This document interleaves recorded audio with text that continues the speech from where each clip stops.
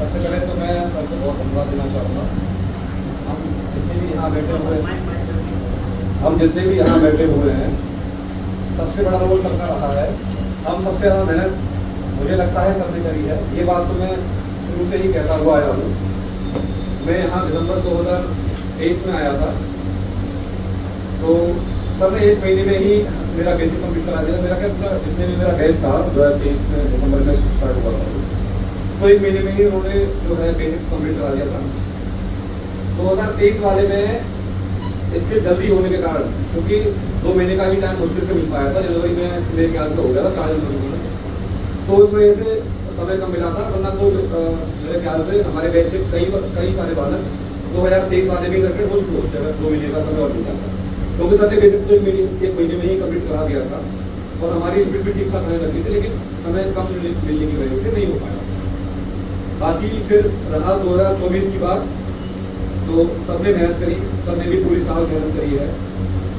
Sir daily सुबह जल्दी उठ के उनका ऑफिस भी रहता है, सुबह 4 बजे 5 बजे उठ के हम सबके लिए डिस्कशन भी रिकॉर्ड करते हैं। हम सब भी जल्दी ही आते थे। मतलब कुल मिला के मुझे लगता है कि सिलेक्शन में सबसे ज़्यादा रोल सर का रहा है, तो मैं इस चीज़ के लिए सबसे ज़्यादा बधाई सबको देना चाहूँगा।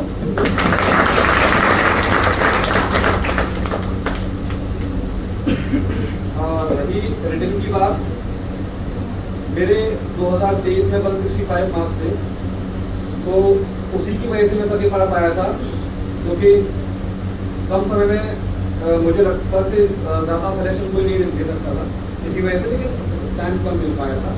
इस बार मेरे 168 मार्क्स थे। सर ने हमें 120 तक पहुंचा दिया था आराम से। हम लास्ट टाइम से 120 पर बहुत अच्छे से लिख पा रहे थे, और हमारा सी में भी स्किल अच्छा गया है। स्कोर कार्ड जब आएगा तो कई सारे बच्चे यहाँ जिनका डी में हुआ है उनका स्कोर कार्ड सी भी क्वालिफाई होगा, लेकिन क्योंकि कट ऑफ ज़्यादा जाने से अब यूआर की ग्रेड सी की कट ऑफ लोअर जो है वो 167 गई है।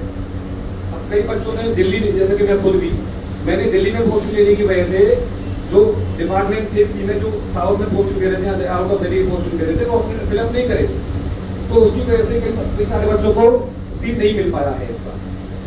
लेकिन नंबर 1 किसी वाले थे, कट ऑफ हाई जाने की वजह से नहीं मिल पाया। तो मैं फिर से वही कहना चाहूंगा, समय कम बचा है। 2025 की जो स्ट्रेटजी है,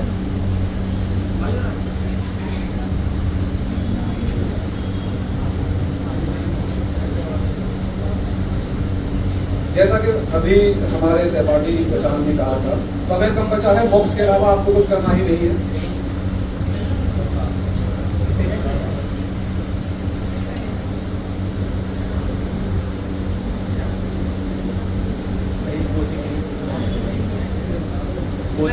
अभी आपसे थोड़ी देर बाद कोचिंग के लिए पूछना है बच्चों के लिए, इस तरह में सीखने के लिए।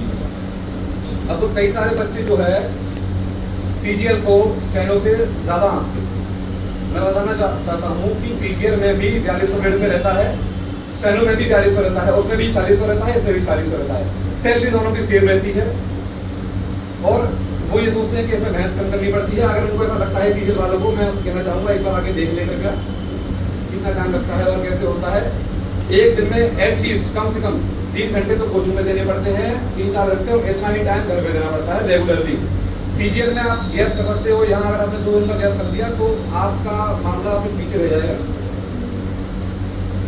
2025 के लिए मॉक्स के अलावा मुझे नहीं लगता कि आपको कुछ और अधिक करना चाहिए, और मॉक्स में भी केवल 2 ही मॉक्स देने हैं इस समय, एक सुबह और एक शाम को।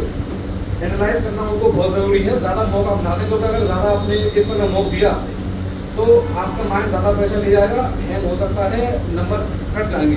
रीजनिंग में ज़्यादातर होता है कि जैसे कि आपने रीजनिंग के ज़्यादा मॉक लगा लिए इस समय, 3 मॉक लगा लिए एक दिन में फुल मॉक।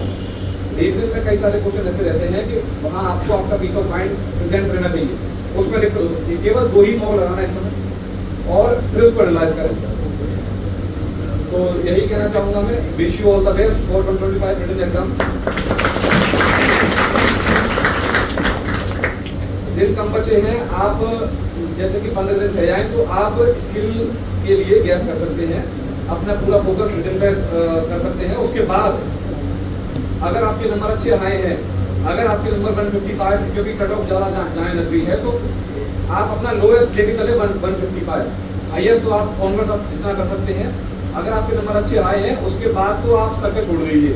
सर को अगर दिख गया कि इस बालक के मार्क्स अच्छे हैं, फिर तो वो उसकी जिम्मेदारी वो अपने ऊपर ले लेते। मैं बता रहा कई सारे बालक ऐसे थे जिनके नंबर अच्छे आए थे, तो सर इंडिविजुअली हर उस बच्चे को देखते हैं जिनके नंबर अच्छे हैं, और सर अपनी तरफ से कोई रिजल्ट छोड़ते नहीं है उसका सिलेक्शन कराने में। कई सारे बालक ऐसे हैं जो बहुत कम समय के लिए आए थे, और सर ने इंडिविजुअली इनके ऊपर फोकस करके उनका भी एक बार करा दिया है। कई सारे बच्चे से बैठे हैं जिनको बहुत कम समय मिला, तो सर को इस बात के लिए बहुत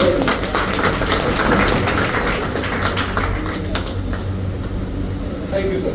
wish you all the best.